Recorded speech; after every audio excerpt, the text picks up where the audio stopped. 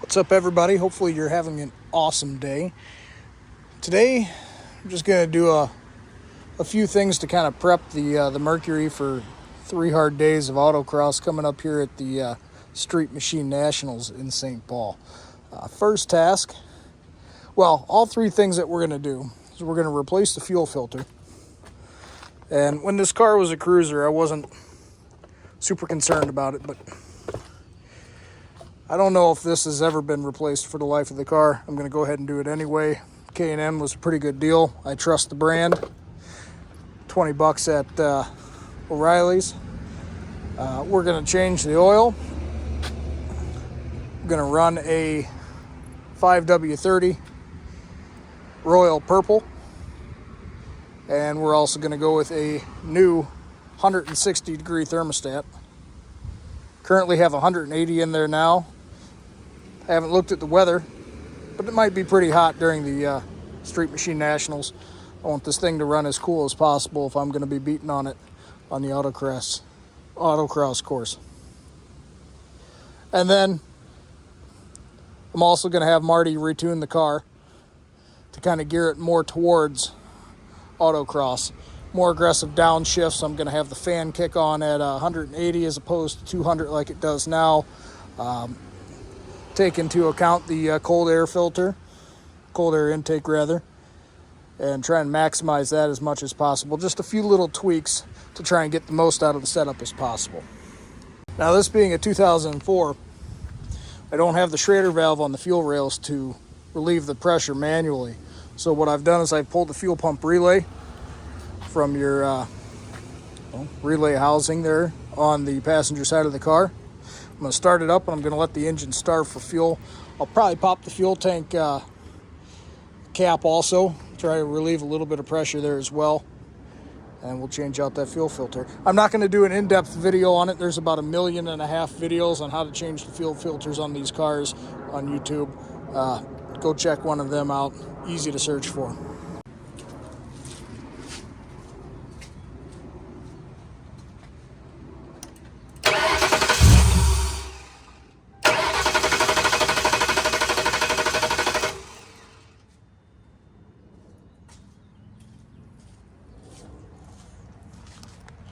I'd say that was pretty quick. Ran out of fuel right away.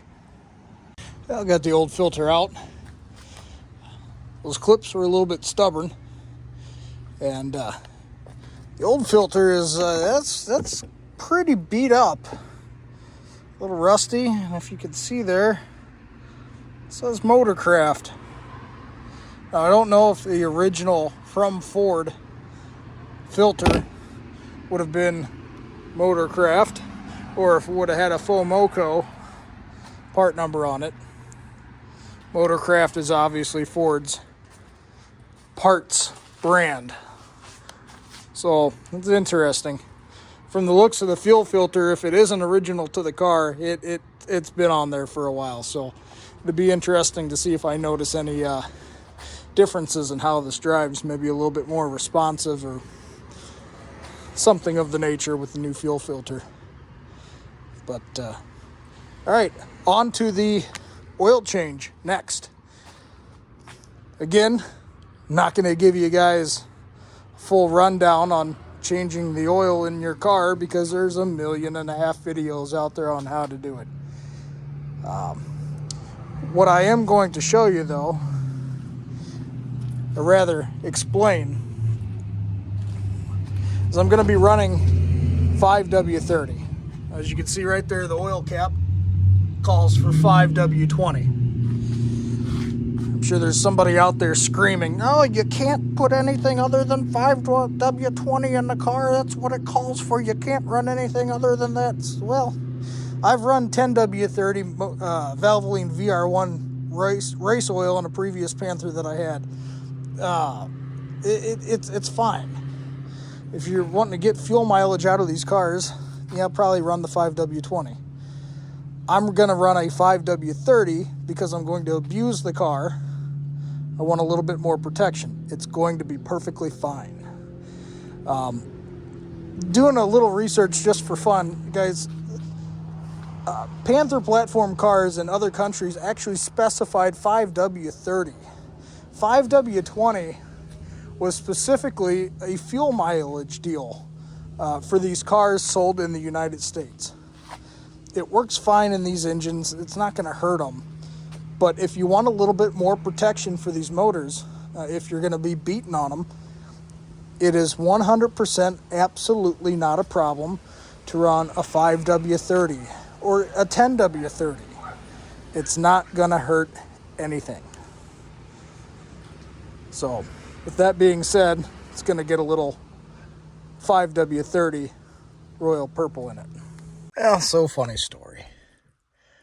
Go to change my oil, and this car sits so low now that it's difficult enough to get under it. Well, I've got these ramps right over there and put them at the end of my driveway so that they're actually on the downslope to the street, and it works well. I get the car up to a point where I can get underneath of it to change the oil. I've got good access to the drain plug and the filter. Everything's going swimmingly, and I can't get the drain plug. I tried for probably about 25 minutes, and the only thing I can think of is that the ding-ding that I had do the oil before, it was one of those quick change places, which I usually take most of my vehicles there if I don't have time to do anything with them myself, because they do a good job. I'm not going to call them out or anything, but I feel whoever did it last time over-torqued the drain plug. I simply could not get enough leverage on my back underneath the car. I mean, I pulled on it with my full body weight. And I could not get the drain plug. So, and these quick change places around town, the car sits so low that the guards in the center that protect the bay, or the pit, I should say, underneath where they're working, it won't clear. Went up to my local Ford dealership. Luckily enough, they have a low profile lift designed specifically to lift low cars. I guess they do a lot of high performance Mustangs there. So we're going to go to the Ford dealership. Oh boy, wonder what this is going to cost just for labor. I'm still having them put in my royal purple and filter. But yeah, all right, let's go to the Ford dealership and give that a go. Hopefully there's no issues getting that all worked out.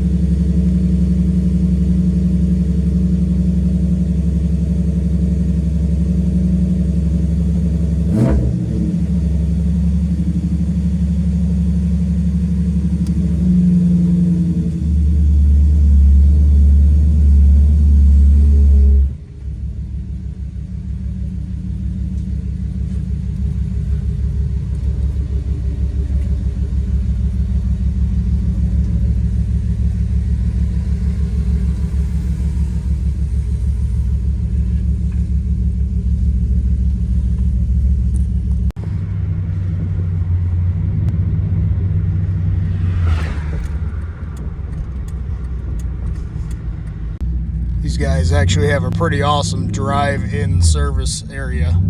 I always thought that was pretty cool.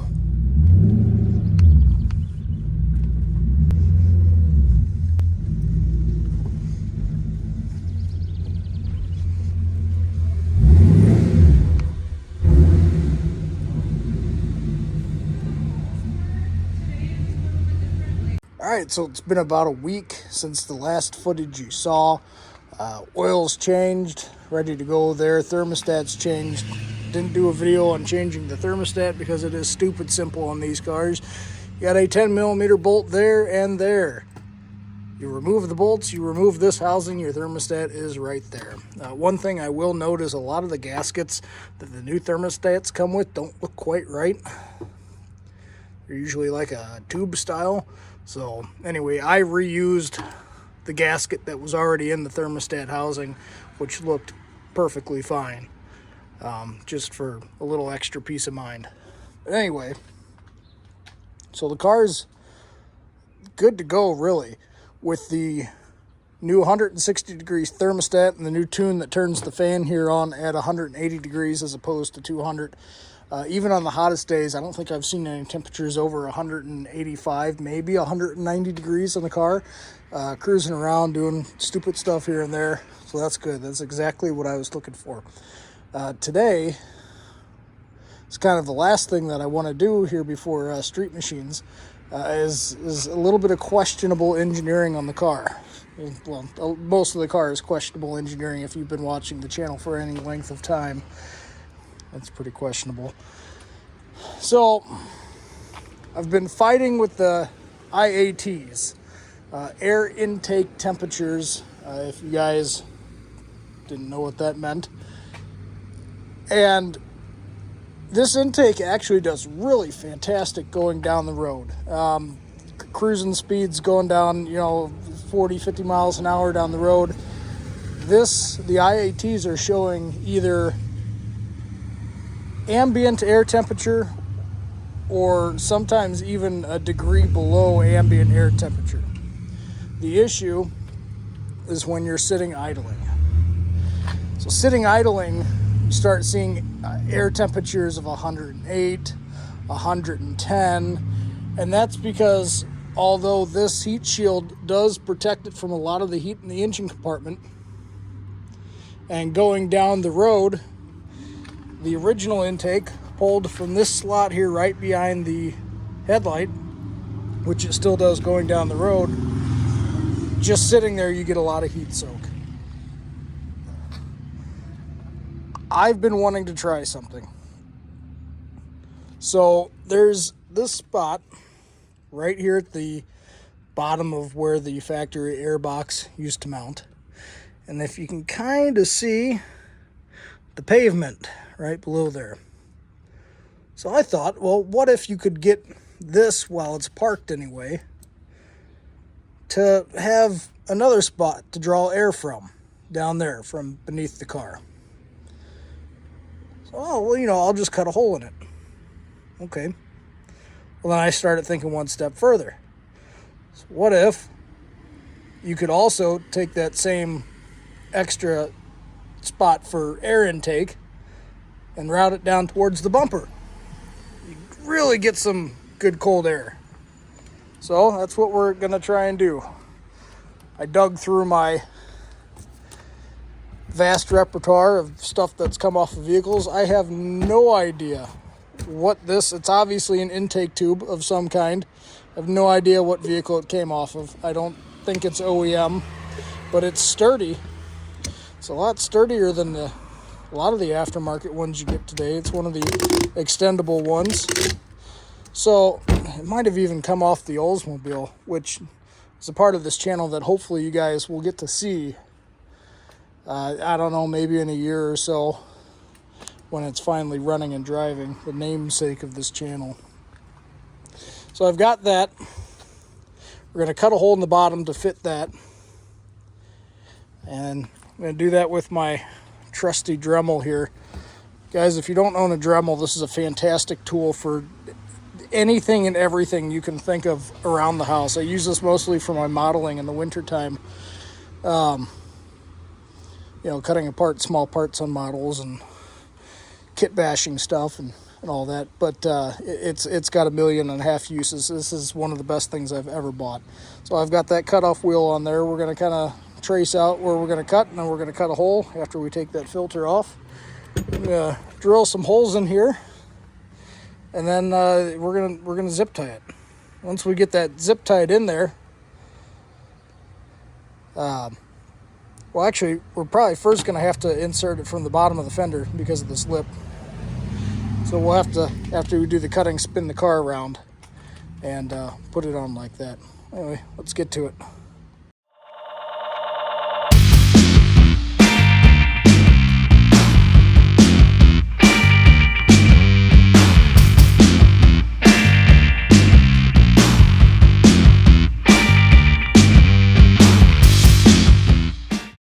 that's no good. Broke the cutoff wheel right off of it. In my defense, that particular cutoff wheel is not really meant for doing what I'm doing with it. I'll see if I can find a metal attachment that's going to be better for cutting down there.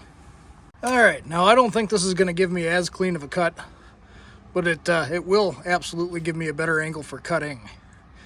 And that little blade, that'll go through a lot of stuff. Plastic anyway, so all right, let's do it.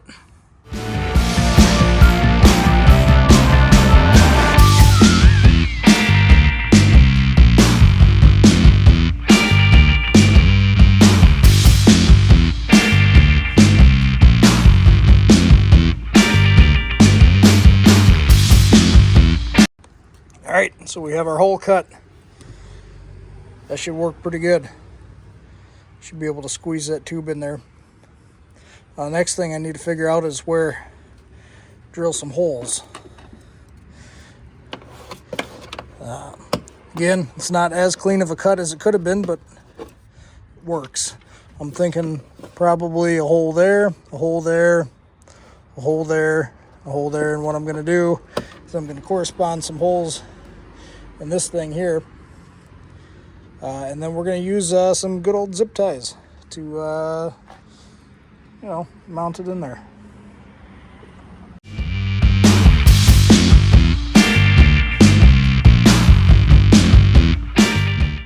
Now that the car is up on the ramps, time to attempt to get under this lowered monstrosity.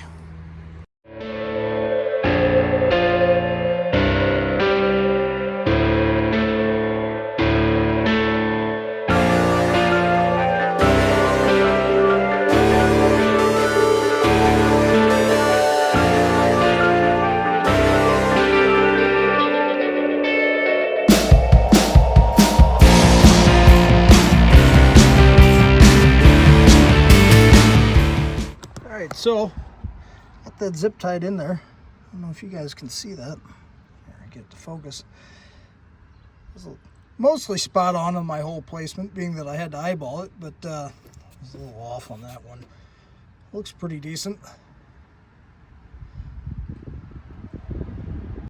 Well, it's a little bit difficult to show you under the car here, but didn't really get a super good look underneath here before I started doing this crazy project, but you can see the tube under there, so that's got to come through here, which is luckily also plastic.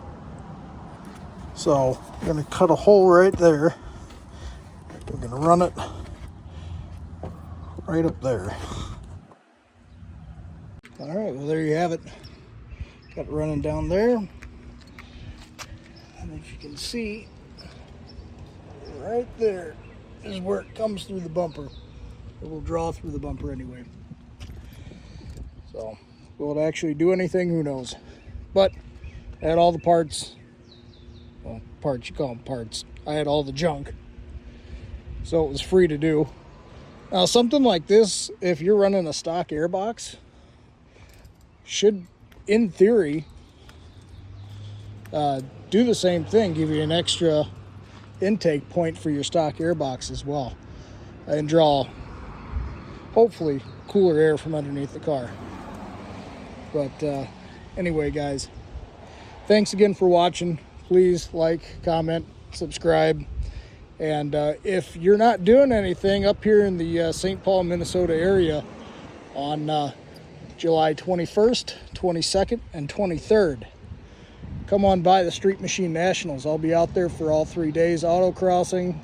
I'll be driving around the fairgrounds, but this event usually draws 3,000 to 5,000 cars, depending.